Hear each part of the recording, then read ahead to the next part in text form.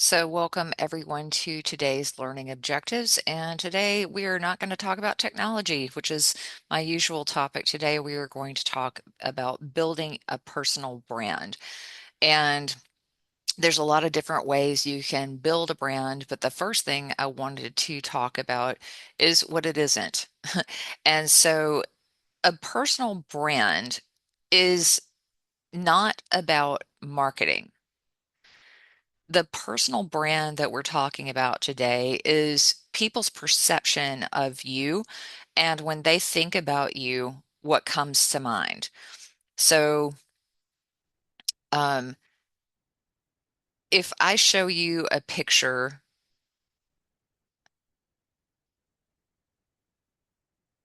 of a cup of coffee, and you can use the chat to tell me, when you think about coffee, what brand comes to mind?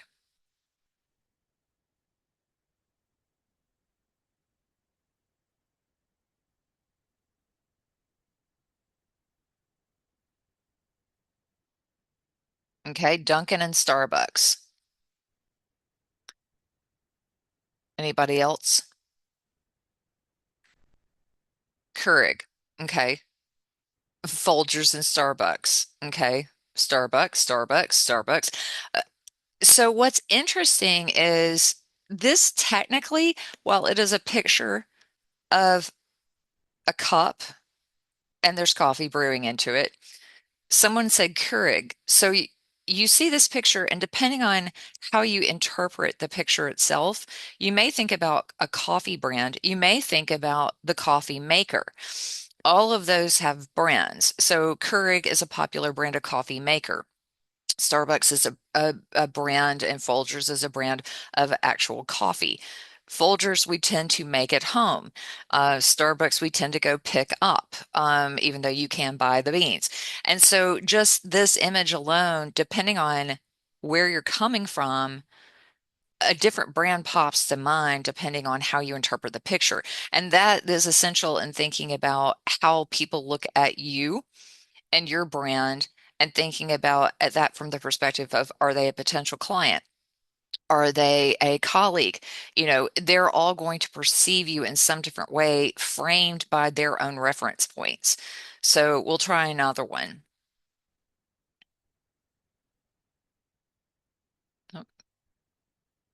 So if you see this object, what's the first brand that kind of enters your mind? Samsung.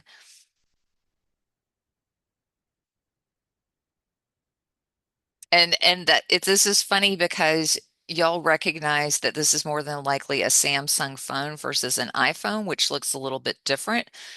Brian says Apple. So again, you're thinking about the brands of the phones. It may be because you carry a Samsung phone or an Apple phone. Um, and I have a Samsung phone. So those are the big brands. Um, Now, a different way to frame this is, what is your perception? So if you think this is, what brand occupies your mind for smartphones, and that's Apple, what are your perceptions of Apple? And y'all can open your mics if you want to, if it's easier not to type, but your perception of Apple, from a brand perspective. Is it expensive? Is it reliable? Is it attractive? Is it functional? Is it overpriced? Is it overhyped? Long lasting? Okay. Um, so you think about first, that brand kind of occupies your mental space for a particular thing, purchasable good or service. And then what are your impressions of those? So we think about, the phone itself, how we feel about it, how we feel about the brand. Here's another one. So let's just brand this as a concept of legal research. So when you think about legal research, what's the first brand that pops into your mind? Westlaw.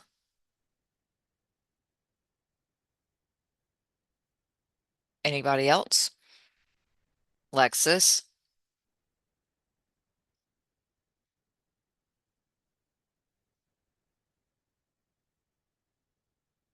Okay.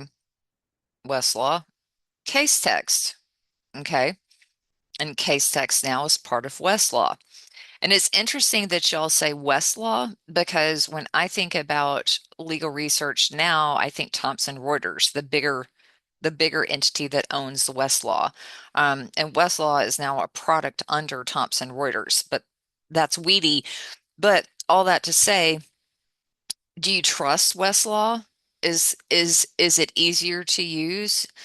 Is it what you had in law school, and so you trust it because the law librarians at your law school trusted it to get it for you? What makes you think about Westlaw, and then how do you perceive it?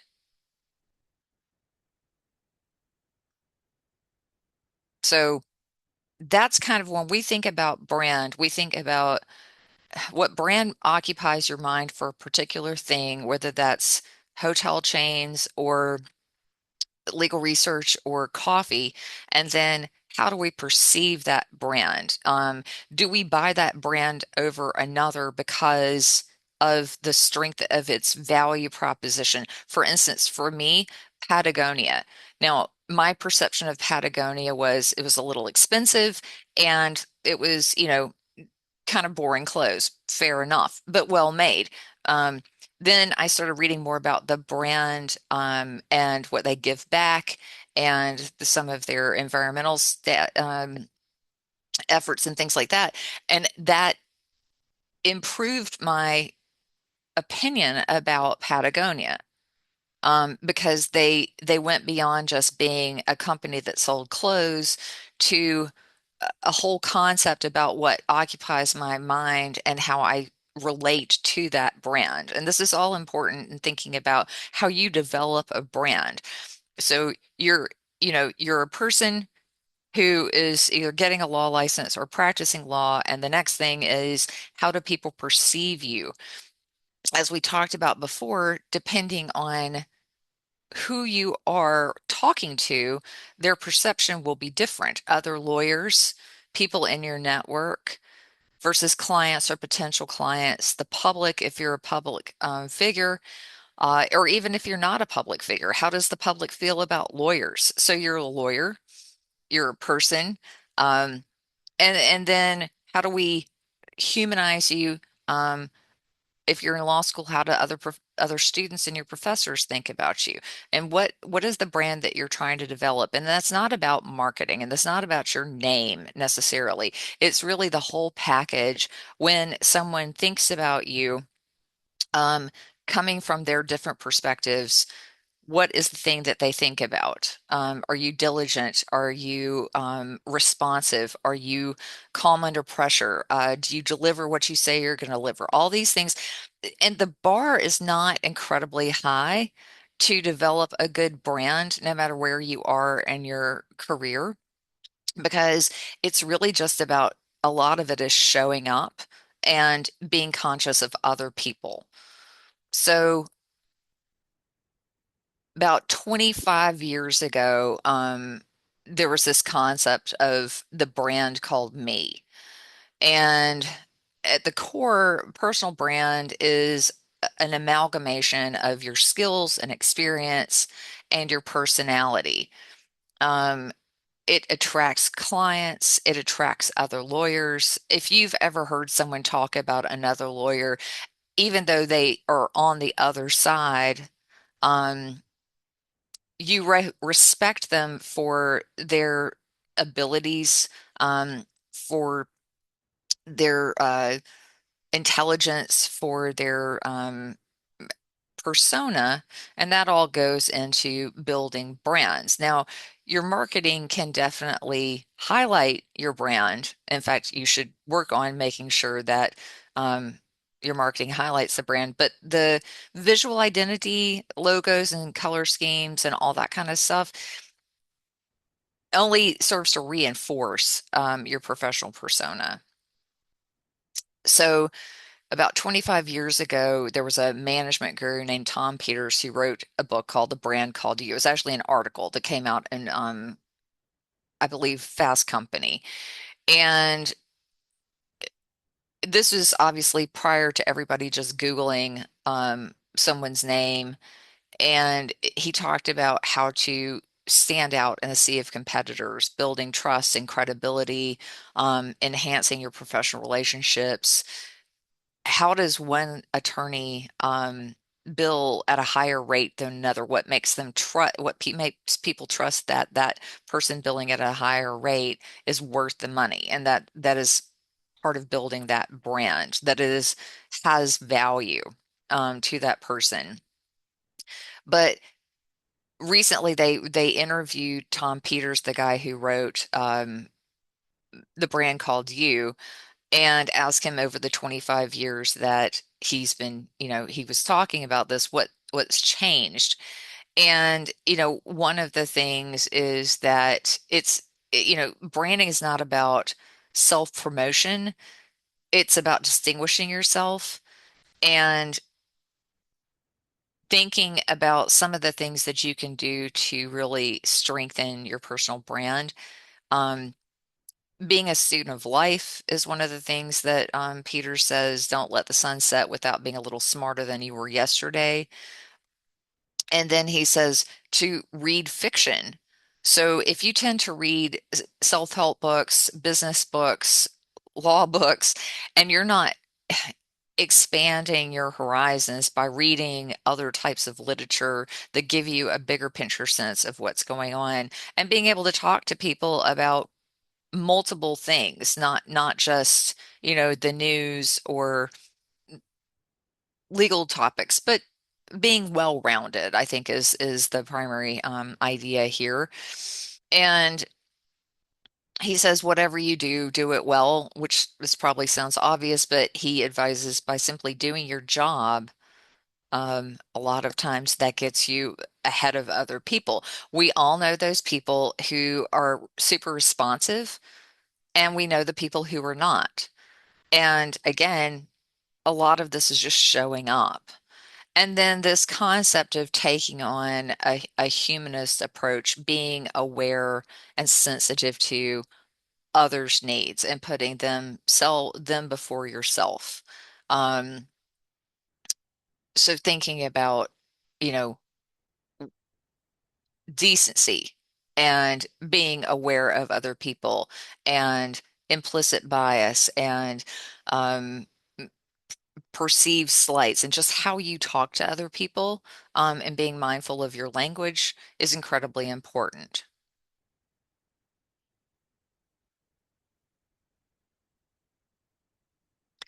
So, crafting your personal brand, thinking about different things, um, define what your value proposition is. And so, if that is, I'm smart, I'm responsive, I'm willing to put in the work, what are the things you like to do? You are more likely to be able to build a good brand when you're happy doing what you're doing. So, what are your strengths? What are your passions? Um, Being self-aware and doing a self analysis. And I'm not necessarily talking about going and getting some sort of personality test so you know that you're, a whatever all the acronyms are for the different brand types or the personality type tests. Those can be very helpful in being aware of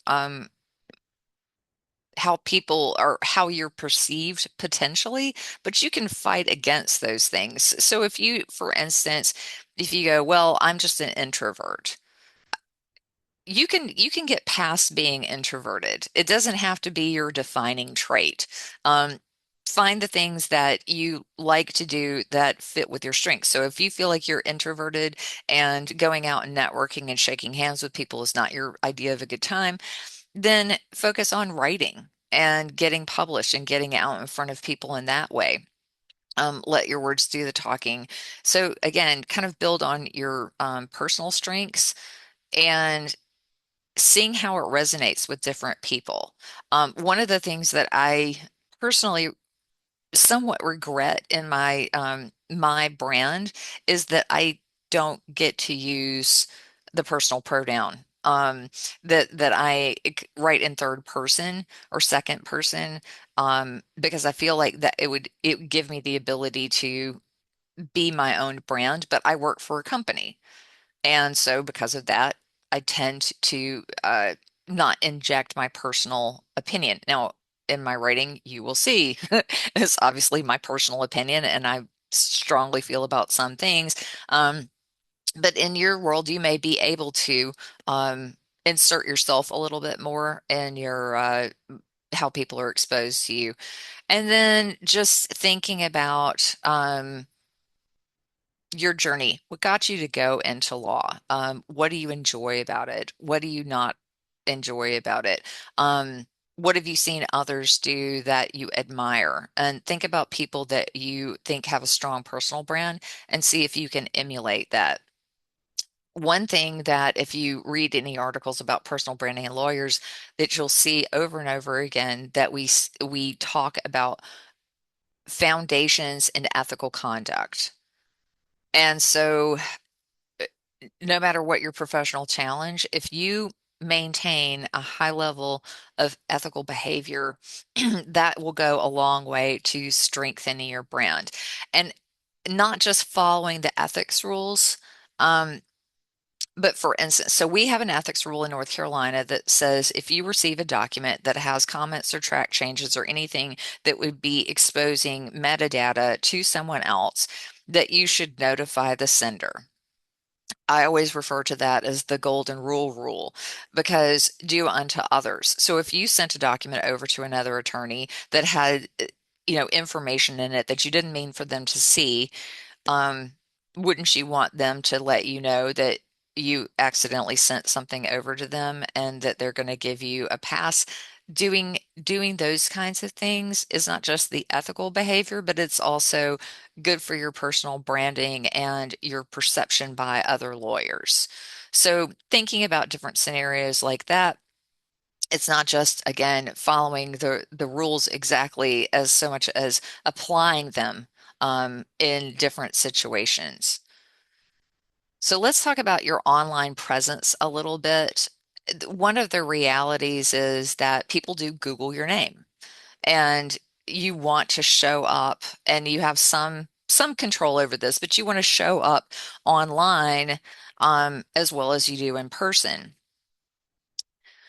So one way you can do this is just to do a Google search on your name. Um, you can use Google, you can use Yahoo, you can use Bing, you can use DuckDuckGo, whatever search you want. In fact, I would suggest using multiple searches because they all have slightly different indexes and will find different things. Do a search without being logged in. You can go and do the incognito because when you're logged into these search engines, it's influencing the search results. So you want to see what it looks like to someone else, not necessarily just the results it's going to show to you. Um, and then put in your full name, variations of your name in quotes, with and without your firm's name. Try to get a very good sense of how you're showing up online. I will tell you that I had a young woman who came in to interview for a position that I had at a previous job, and I thought she was wonderful, and I would have given her the job. I didn't Google her name.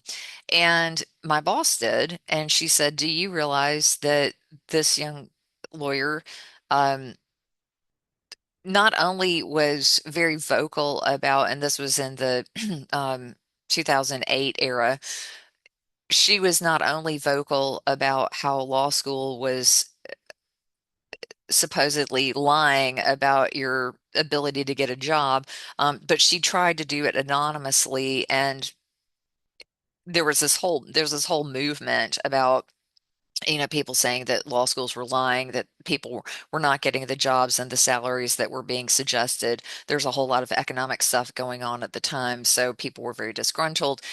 Anyway, she she was doing all this posting anonymously, and somebody took the time to go figure out who she was, and then that became a story in and of itself. So when you Googled her name, that was a lot of the information that was coming up. So, um, be aware of what people are saying about you, what people see when they Google your name, and don't just stop at the first results page. Keep going, a little bit deeper, a couple of pages deep. Look at the images that crop up, the videos that crop up. We don't always have complete control of what people see when they Google us.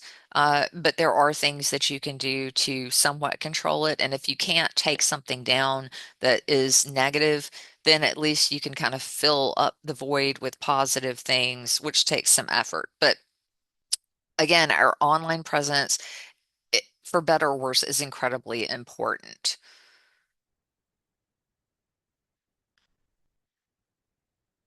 So I always say the best defense is a good offense. Get out there, get published, be visible in the places that you have complete control over. Um, when you get into practice, or if you're already in practice, you know that there's a whole lot of directories out there who take the roles from the state bar, because that's public information, and put you in Avo and lawyers.com and other places. Be aware of what people are saying about you. I will tell you that I had an attorney call me and said that he had missed a partners meeting, and he came back to find that the partners had nominated him as the marketing chair. And so he contacted me to talk about marketing strategies, and I said, "Well, let's just Google your firm's name." Well, their firm had some negative Google reviews. In fact, those were the only reviews they had. He was unaware that people were posting reviews about them on Google, because I don't think they were aware that they even had a Google business presence, and didn't know to look. We have ethics opinions about responding to negative reviews, which is that you can do it, but you can't expose any confidential um, information about the client relationship. And if you're interested, if you ever find a bad review about yourself or your firm, get in touch with me, and I'll send you the ethics opinions and some thoughts about how to be responsive. But being aware and then being responsive and then trying to um, change the perception by flooding positive information and helpful information out there is one tactic that you can take. Don't let someone Google your name and only find things that other people control and not you. So when we talk about LinkedIn, the reason I usually talk about LinkedIn is because it is a social media platform that is very visible to the search engines. It's free, and it's where business professionals and other professionals are. 99% of attorneys are on LinkedIn, and whether or not they're participatory in LinkedIn is a different matter entirely. But there are, most people at least have some sort of profile.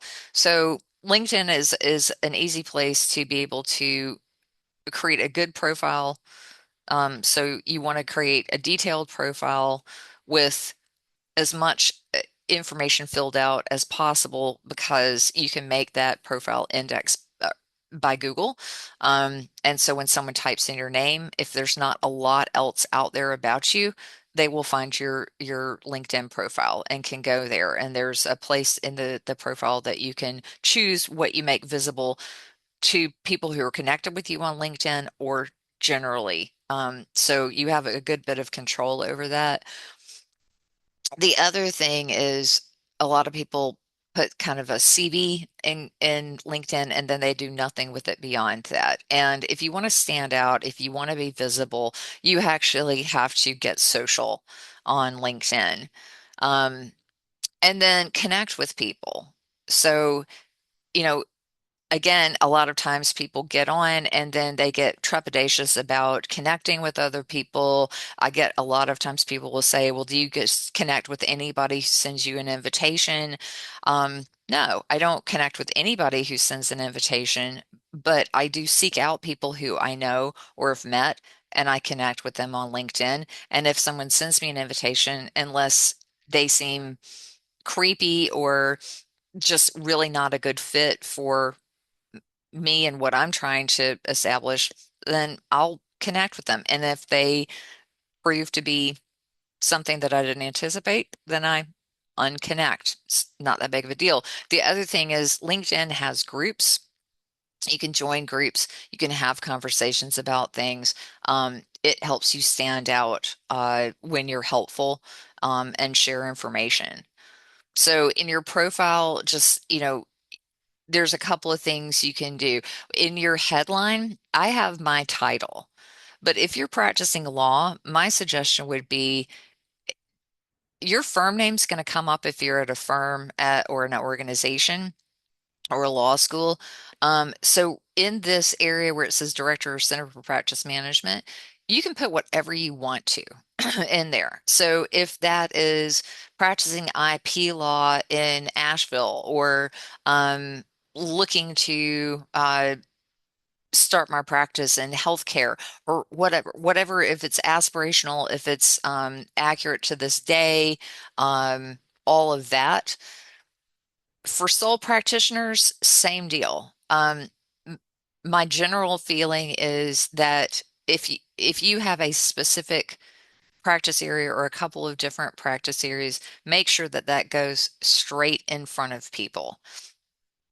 So if you're a sole practitioner and you have a general practice, you can say something, practicing law in XYZ town, um, helping people with their day-to-day needs, whatever seems authentic and informational.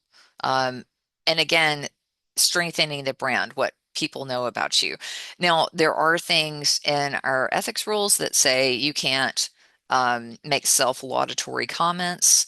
That doesn't come off all that well anyway. So if you can't say you're the best lawyer in the state, you can't do these, that, there's certain things you can't say, but you can certainly say if you're a certified elder law attorney, say certified elder law attorney helping people with X, Y, or Z. The characters are limited, but one thing to be aware of is that this information is the very first thing people see.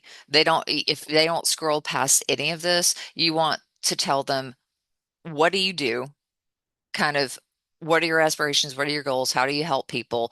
Where you are, how to get in touch with them. Put your contact information in there.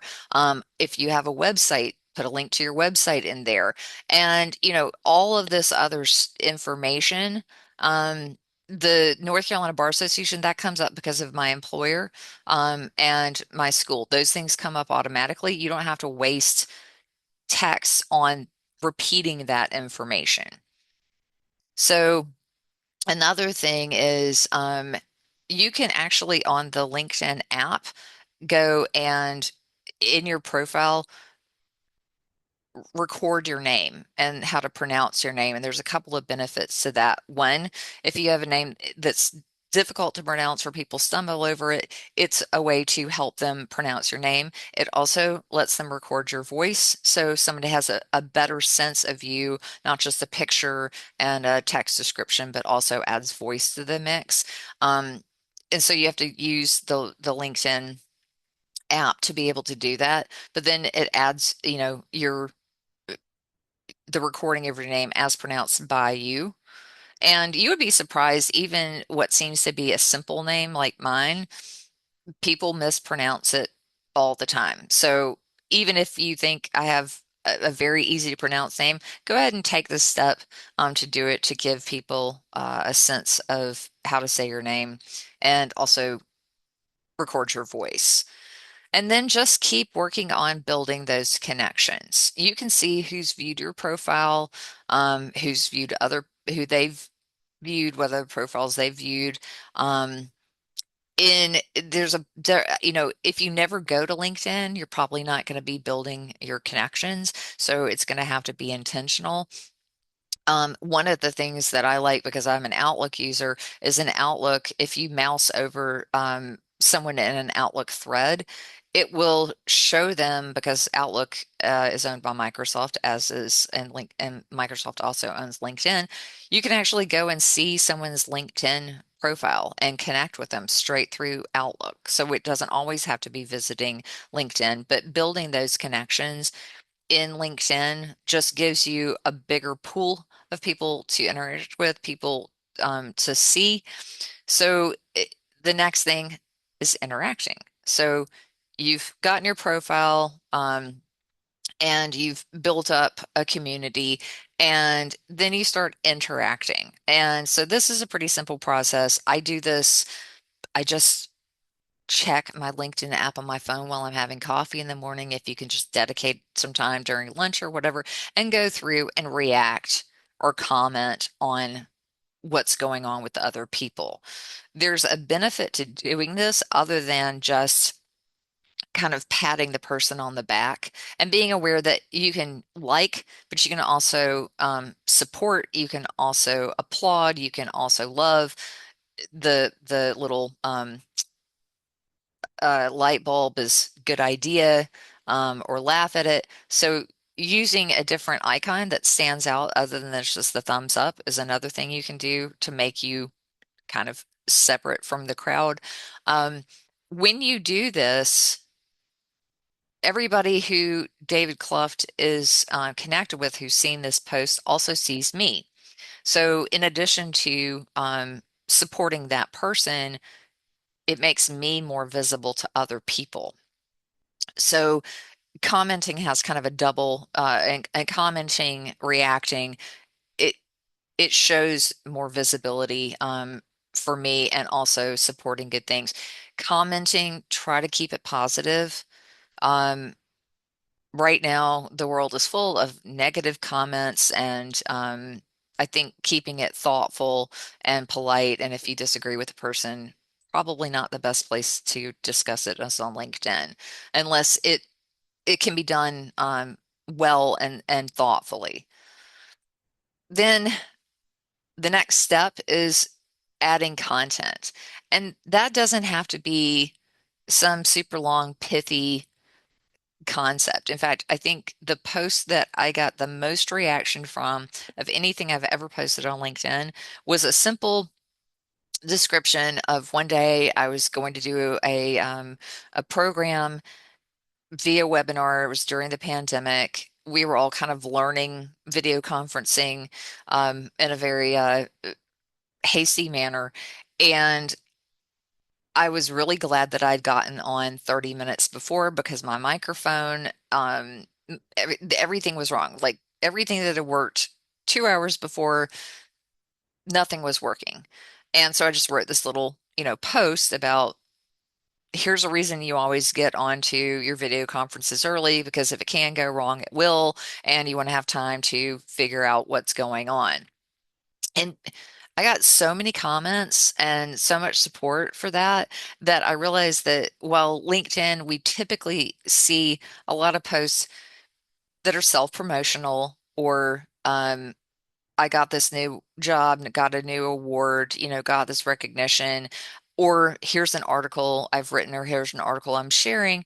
Sometimes being vulnerable and sharing experiences is refreshing in the LinkedIn world. So don't be afraid to be yourself there and, look at teachable moments without being too over the top teachy. There's definitely some posts that I've seen where people are, a little ham-handed with the whole, here's my thing that happened to me and the learning you can take away from it. Be a little bit more subtle than that. But really people do interact with LinkedIn in a way that is different than I would have said, 5, 6 years ago.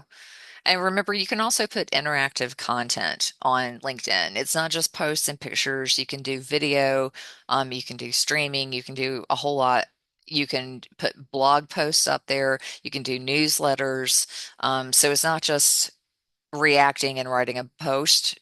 There's a whole lot of ways you can put interactive content and interesting content. You can also do polls. People love to take polls. So insert a poll just to get a feel of how people are doing. But creating something that creates interaction will get you more visible. The other thing is LinkedIn is actually a really good research tool. One of the things that I use quite a bit is when I see a post that I think has important information that I want to get back to, there's a little button that says save, and you can save a post and then it saves it like you've bookmarked it in LinkedIn so you can get back to it later. You can follow hashtags in LinkedIn. And then you can also do a search for individuals, for companies, for groups. And one thing is, if you're in the job market or even just going to meet a new client, make sure that you do your research before you go in. And sometimes that's a matter of Googling their name, but LinkedIn will pull up more information sometimes. You can get a sense of that person. But I had someone come in for an interview, and I was working at the American Bar Association, and the department that I was the director of was the Legal Technology Resource Center. So I asked the candidate, what do you know about us? And they gave me basically the about statement from the ABA's website. And I said, well, what do you know about the Legal Technology Resource Center? And they said, not really much of anything. And you should never go into an interview or a client's office not knowing the client, um, the candidate, the job, the principals, um, what they do, what their focus is, what their goals are. Depending on the situation, you may be able to find a lot of information. You may not be able to find too much, but this is worth your time to know people, because there's no better way to leave a good impression with someone than flattery. So knowing something about someone and saying, "Oh, I saw that you were recently speaking at X, Y, or Z, or that you won this award or whatever." People love that. And that makes them think better of you because you took the time to learn about them. Um, the other thing is you can see how you're doing in LinkedIn. So, this was that post I mentioned, just kind of here's what happened and here's what I learned. I had 147 reactions, 32 comments, almost 8,000 views.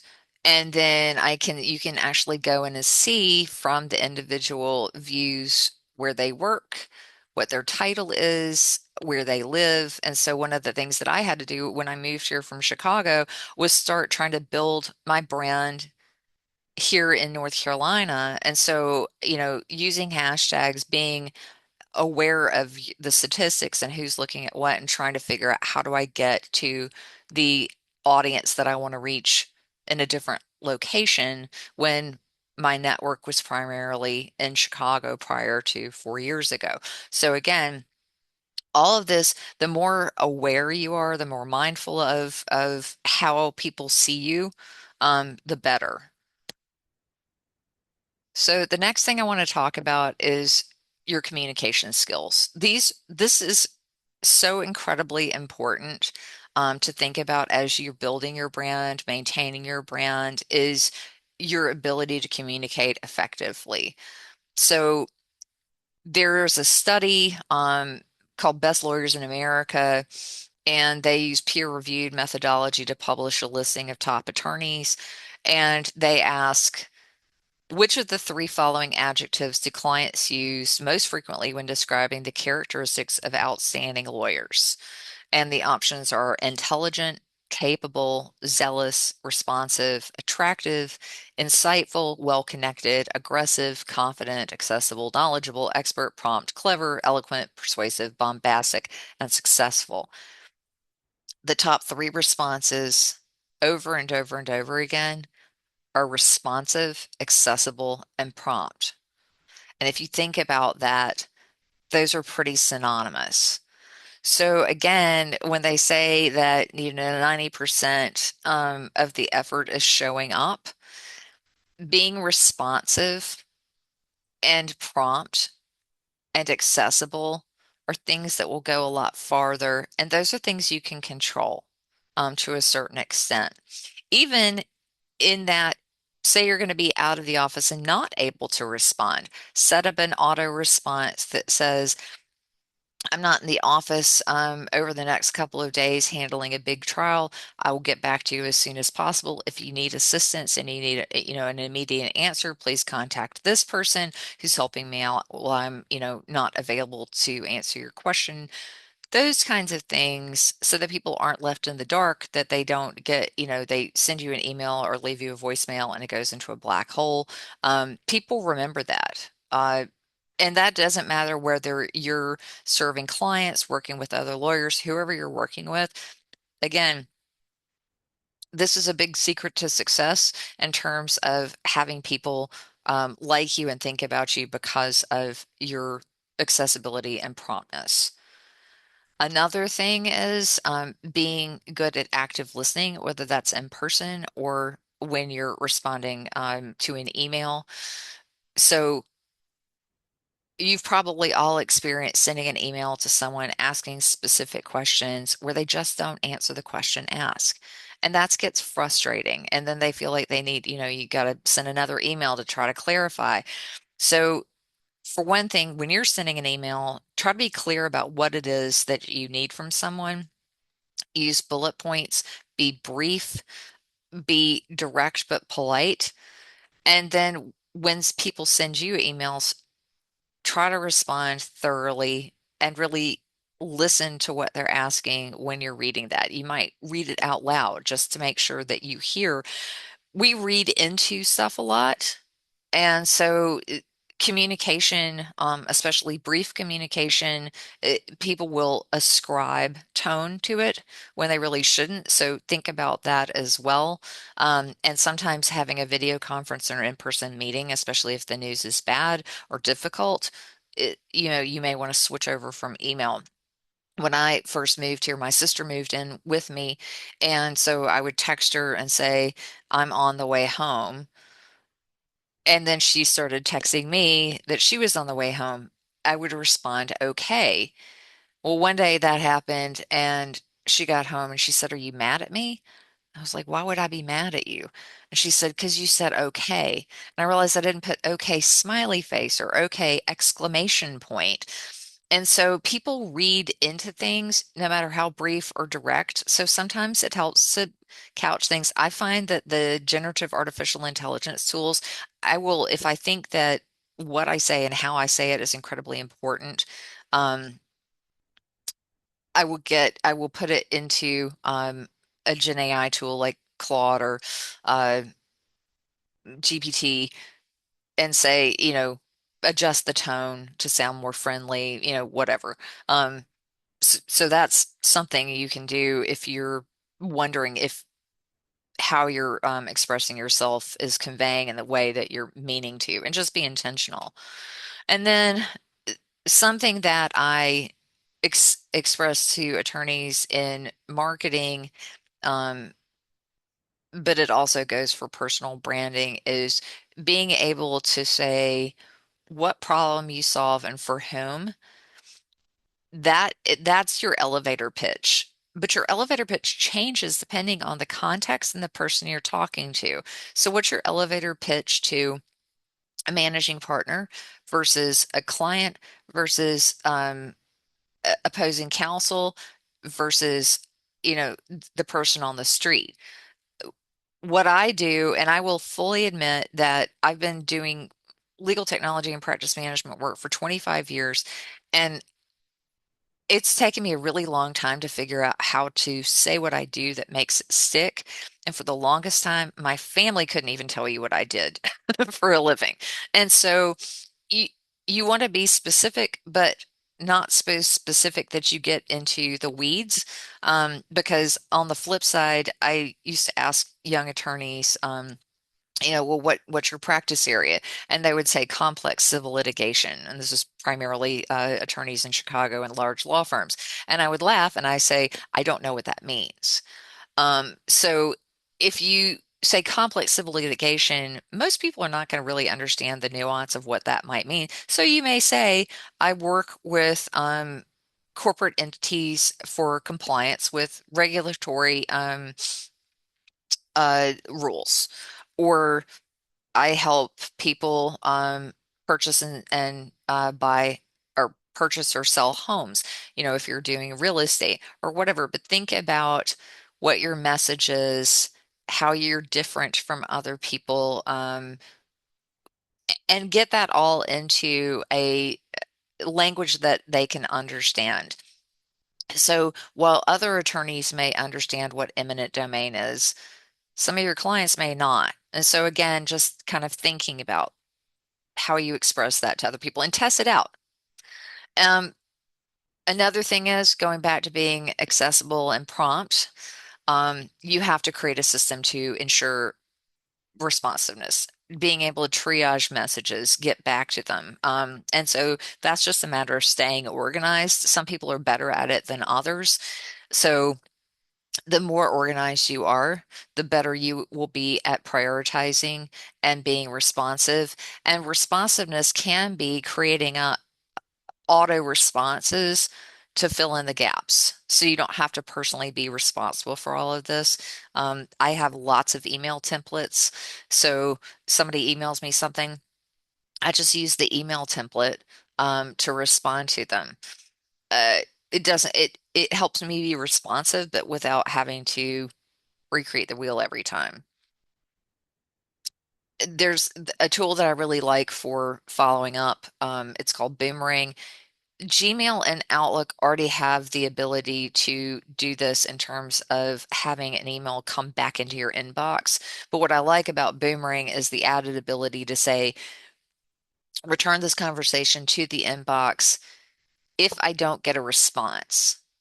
So if I send out an email to Brian and I say, can you send me these documents? I might forget about it. And then I find myself in a position where I needed the information from him to move things forward. Now, moving things forward is potentially off the rails because I didn't get the response.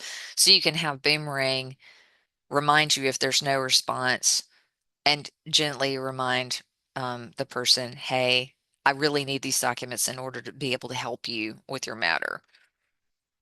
Because no matter how responsive you feel like you are, their perception is your reality. Um, Whatever people think about you is the reality, even if you disagree with it.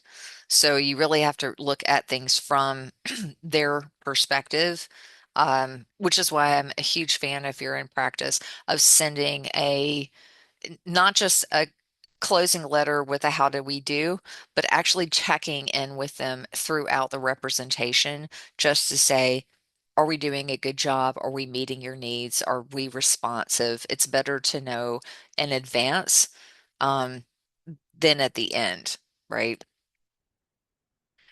The other thing that doesn't get taught in law schools very much is the concept of soft skills. And the first soft skills course that I took, the instructor asked everybody in the room, how are you arriving today? And the funny thing is, that stressed me out so much. How am I arriving today? What does that mean? What she really meant was, are you coming in curious and ready to learn? Did you have a bad morning? Did you eat your Wheaties? All the things. If you are self-reflective enough to be able to realize how you're coming into a room and adjust so that if you've had a bad morning, that doesn't come off. If you're hungry, that doesn't come off. Because I hate to say this as bluntly as I'm about to say it, but you don't get to have bad moods. We don't get to be moody. We don't get to have people afraid of us.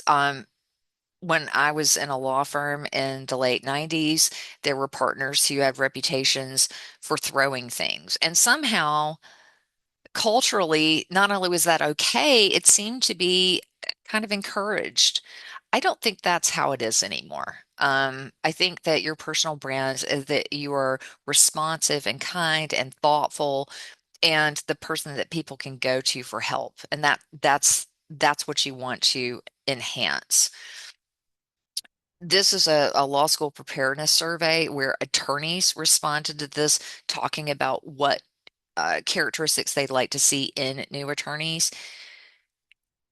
They said that the associates who were coming into their practices were good at email and critical thinking, but as you start moving down, um, they start lagging in time management and judgment and decision making. And some of that is learned behavior, but that's where they felt like the soft skills were weaker in the crop of new associates that they had coming into the law firms.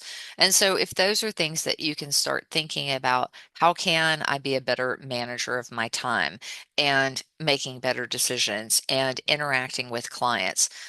These are things to start stepping up to now, and developing them early and then continuing them as you go through your career. We've heard so much about how artificial intelligence is going to take over lawyers' jobs. Um, Artificial intelligence is never going to eh, substitute for human skills or soft skills. So Jordan Furlong, if you don't follow him, he has amazing content. He has a Substack you can subscribe to. But he breaks down what he's talking about in the human lawyer skills versus the technical lawyer skills. A lot of the technical lawyer skills may be something that AI can do. Um, but relationships and leadership and persuasion and reading the room and conflict management and collaboration, those are things that technology is never going to replace.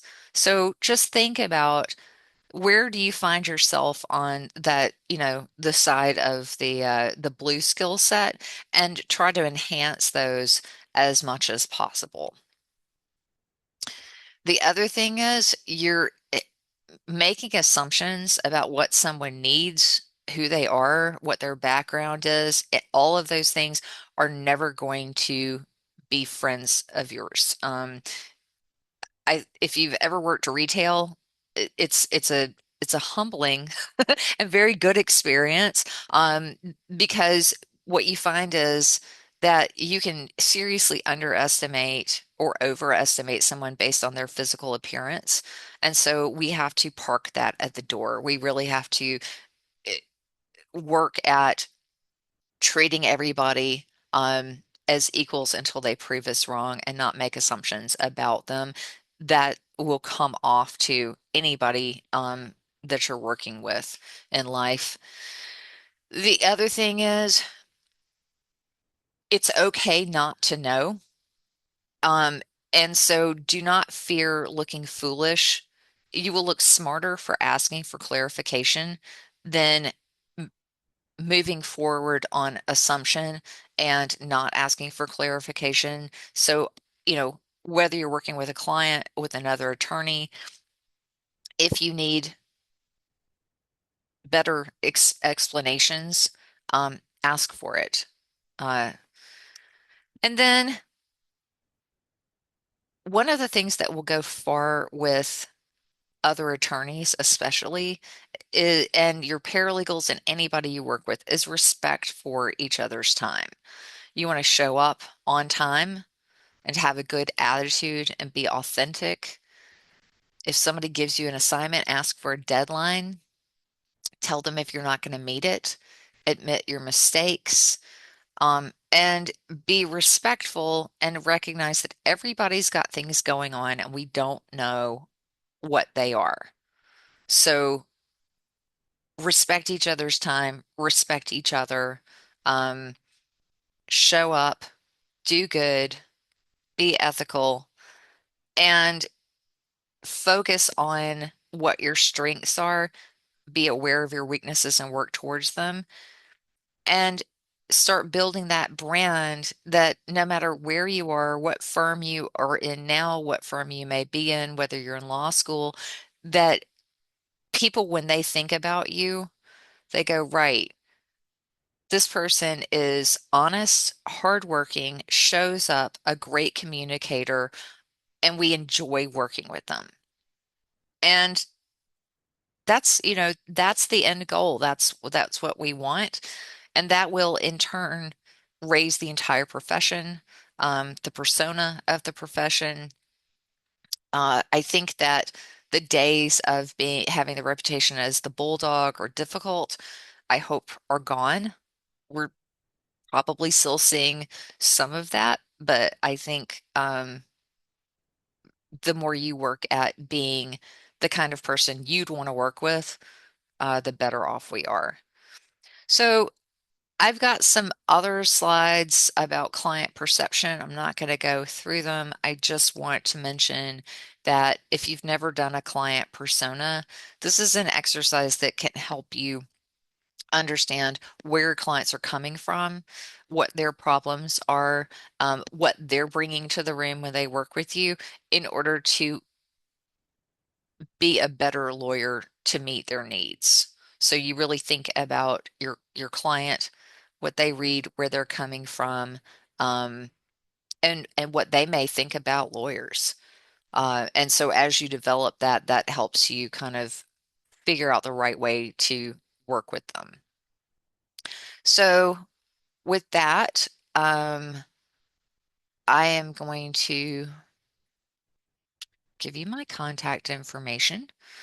If you want to do a LinkedIn profile review, if you want to talk about how to build a persona, how to get published, any of this, feel free to reach out to me. We can schedule some time to talk. And with that, I appreciate your time and attention. I'm going to stop the recording, but if anybody has any questions, I will stay here with you for a minute.